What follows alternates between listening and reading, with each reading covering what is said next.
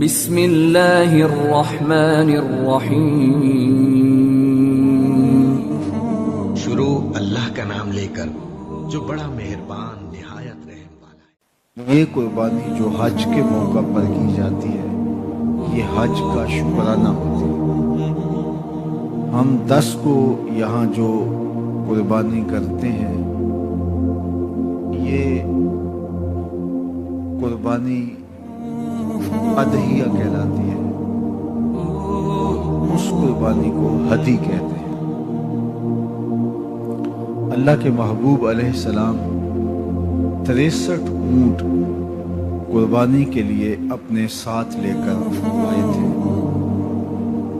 حضرت علی المرتضیٰ رضی اللہ تعالیٰ عنہ یمن سے تشریف لائے تو حضور علیہ السلام کے لیے 37 اونٹ انہوں نے پیش کیے۔ تو جب قربانی کا مرحلہ آیا تو حضور کی جانب سے 100 قربانیاں پیش کی گئی۔ 63 قربانیاں حضور نے اپنے ہاتھ سے ذبح فرمائی اور باقیوں کے لیے حضرت علی المرتضیٰ رضی اللہ تعالیٰ عنہ کو اپنا وکیل بنایا۔ 5 اونٹ حضور کی خدمت میں پیش کیے جاتے اور حضور ان کو ذبح فرماتے۔ روایات میں آتا ہے جب 5 اونٹ حضور کی خدمت میں لائے جاتے تو وہ ایک دوسرے سے آگے بڑھ کے ذبح ہونے کے لیے لیٹ جاتے کہ حضور کے ہاتھوں سے اگر ذبح ہونا نصیب ہو تو یہ زندگی کی ضمانت ہے۔ کیا رنگ تھے، کائنات کی ہر شے حضور کو پہچانتی بھی تھی، حضور کو مانتی بھی تھی۔ فرمایا سرکش انسانوں اور سرکش جنوں کے علاوہ کائنات کی ہر شے اس بات کو جانتی ہے کہ میں اللہ کا رسول ہوں۔ سرکش جن اور سرکش انسان نہیں مانتے، ضد کرتے ہیں، انکار کرتے ہیں، تمرد کا شکار ہوتے ہیں، لیکن باقی پوری کائنات اللہ کے محبوب کے قصیدے پڑھتی ہے، حضور پر ایمان رکھتی ہے۔ یار جانور کیا، درخت کیا، خشک پیڑ بھی اور خشک تنے بھی ان کی یاد میں آنسو بہاتے ہیں۔ آؤ میں تمہیں محبت کی ایک انوکھی داستان سناؤں۔ مسجد نبوی کا ماحول ہے، حضور منبر پہ جلوہ فراز ہوئے۔ یہ پہلا دن تھا کہ حضور منبر پہ تشریف فرما ہوئے۔ ابھی خطبے کا آغاز نہیں ہوا کہ مسجد کے ایک کونے سے رونے کی آواز آنے لگی۔ رونے والا اس درد سے روتا ہے کہ لگتا ہے کہ ابھی کلیجہ پھٹ جائے گا۔ کنا قتل خلوج، جس طرح اونٹنی کا بچہ بچھڑ جائے تو وہ اونٹنی اس کی جدائی میں تڑپتی اور روتی ہے، رونے والے کا رونا بھی کچھ اس انداز کا ہے۔ صحابہ دائیں بائیں دیکھتے ہیں لیکن رونے والا دکھائی نہیں دیتا۔ عجیب اضطراب کی کیفیت ہے اور رونے والا اس درد سے روتا ہے کہ سینوں میں کلیجے پھٹ رہے ہیں۔ فنزل النبی صلی اللہ علیہ وآلہ وسلم عن المنبر، حضور منبر سے نیچے تشریف فرما ہوئے۔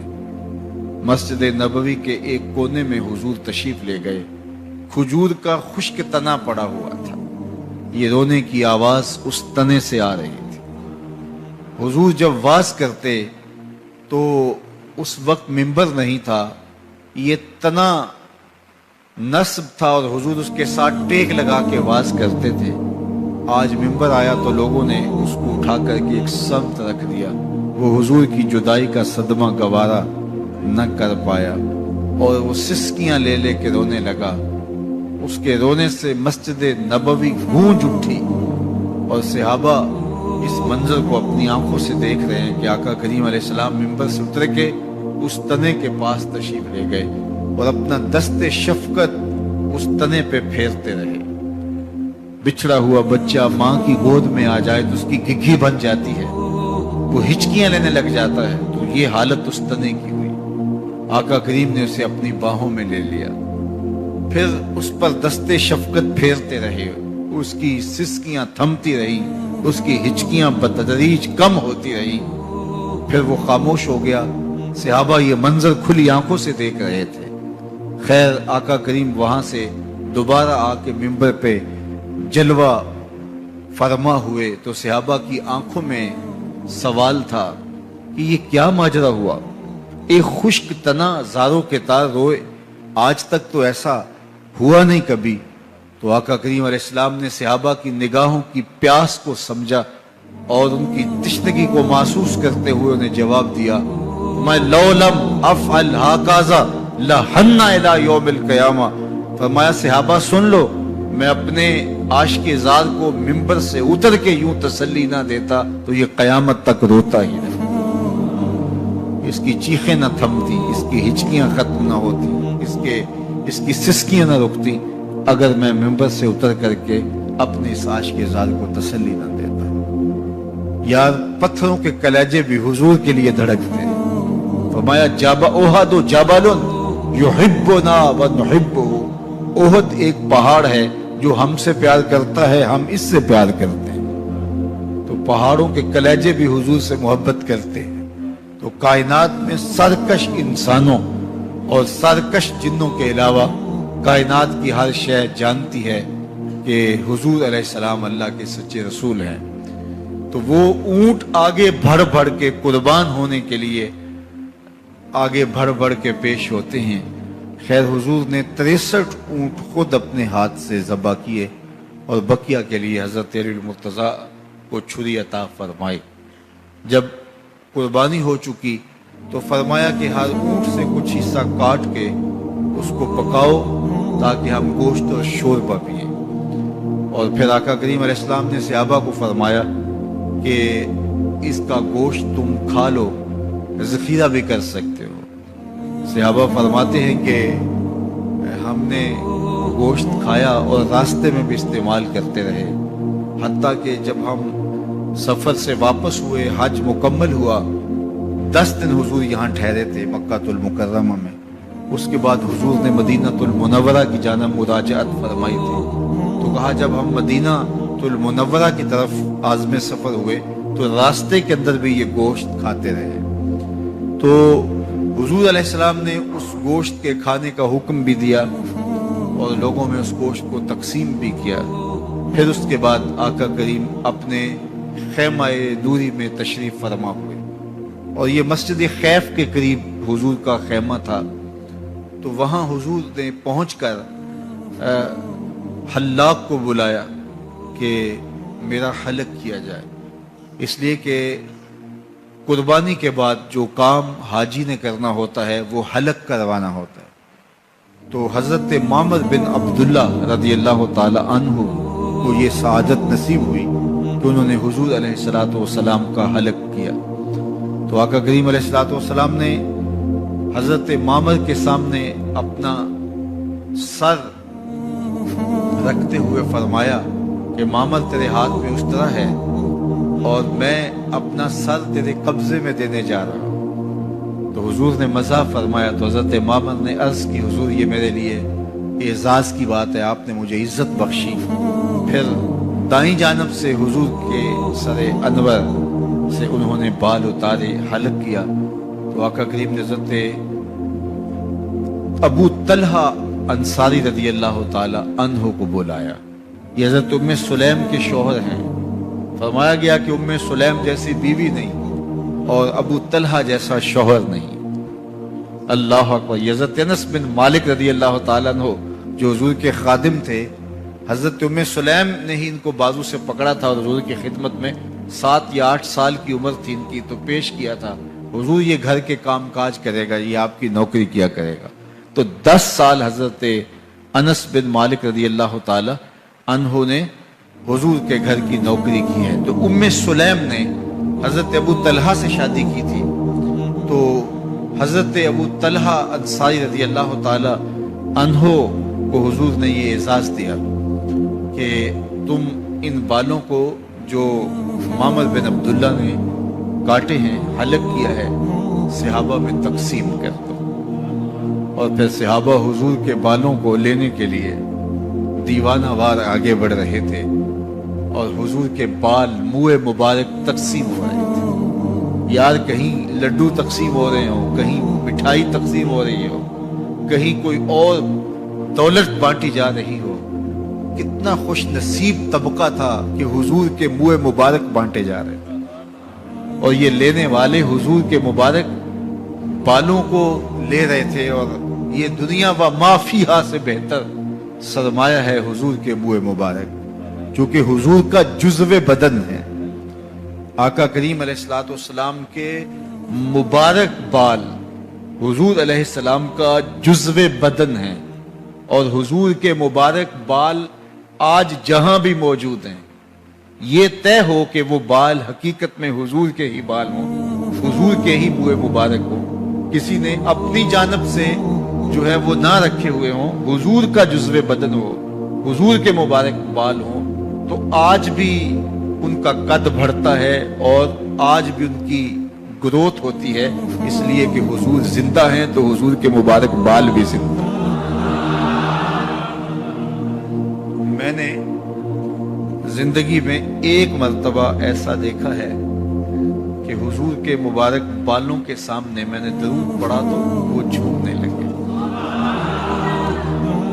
تو یہ علامت ہے حضور علیہ الصلوۃ والسلام کے منہ مبارک کی کہ درود سن کر حضور کے منہ مبارک میں جنبش پیدا ہو جاتی ہے.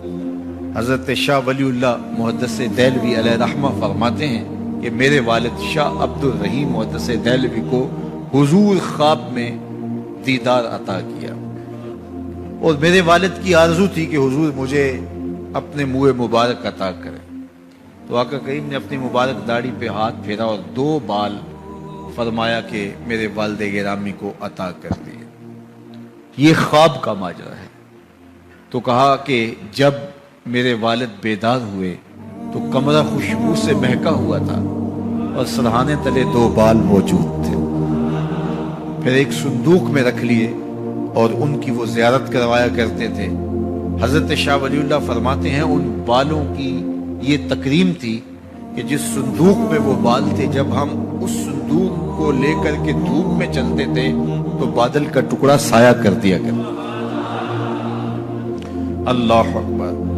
فرمایا ایک دفعہ 3 لوگ آ گئے تو انہوں نے کہا جی ہم نے زیارت کرنی ہے. تو ہم نے کہا ٹھیک آئیے. تو ہم تالا کھولتے ہیں تو تالا نہیں کھلتا، ایسا کبھی نہیں ہوا تھا، لیکن آج پہلا موقع ہے کہ تالا کھولتے ہیں تو تالا نہیں کھلتا، پھر کوشش کرتے ہیں تالا نہیں کھلتا. تو فرمانے لگے کیا ماجرا ہے؟ تو وہ 2 آدمی پیچھے ہٹ گئے اور کہا کہ ہم جنابت کی حالت میں تھے اور ہمارا خیال یہ تھا کہ انہوں نے یہ ویسے بات بنائی ہے تو ہم پرکھنا چاہتے تھے. تو جب وہ ہٹے اور غسل کر کے آئے، کھولا گیا تو تالا کھل گیا. تو یہ حضور علیہ الصلوۃ والسلام کے مبارک بالوں کی برکت ہے اور حضور علیہ السلام کے مبارک منہ رحمت ہیں. آج بھی ان کی پرورش ہوتی ہے اور درود پڑھنے پہ آج بھی وہ جھومتے ہیں. حضور کا چونکہ جزو بدن ہے اس لیے حضور زندہ ہیں تو حضور کے منہ مبارک بھی زندہ ہے. تو صحابہ نے حضور کے منہ مبارک حاصل کیے، اپنے پاس رکھے، اور بہت سارے صحابہ نے مرتے ہوئے یہ وصیت کی تھی کہ جب میں اس دنیا سے انتقال کروں تو یہ مبارک بال میری زبان کے نیچے میرے کفن میں رکھ دیے جائیں تاکہ میں اللہ کے حضور پیش ہوں تو حضور کے منہ مبارک کی معیت کی وجہ سے میرے اوپر رحمت کی جائے اور جہنم کی سختیوں سے اور قبر کی سختیوں سے مجھے محفوظ رکھا جائے. اس طرح حضور نے ناخن کٹوائے تو ناخن بھی صحابہ کے اندر تقسیم فرمائے. تو آقا کریم علیہ السلام نے دعا فرمائی، جو حلق کرواتے ہیں ان کے لیے مغفرت کی دعا کروائی. پھر حضور نے دعا کی، عرض کی یا رسول اللہ صلی اللہ علیہ وسلم جو تقصیر کرواتے ہیں، بال کٹواتے ہیں، قصر کرواتے ہیں، ان کے لیے بھی دعا کیجیے. حضور نے پھر دعا فرمائی کہ اللہ حلق کروانے والوں کی مغفرت فرما. تو پھر عرض کی گئی حضور تقصیر کرنے والوں کے لیے بھی دعا کروا دیجیے. تو حضور نے پھر حلق کرنے والوں کے لیے، کروانے والوں کے لیے مغفرت کی دعا فرمائی. پھر عرض کیا گیا تو 4تھی مرتبہ حضور نے تقصیر کرنے والوں کے لیے مغفرت کی دعا فرمائی۔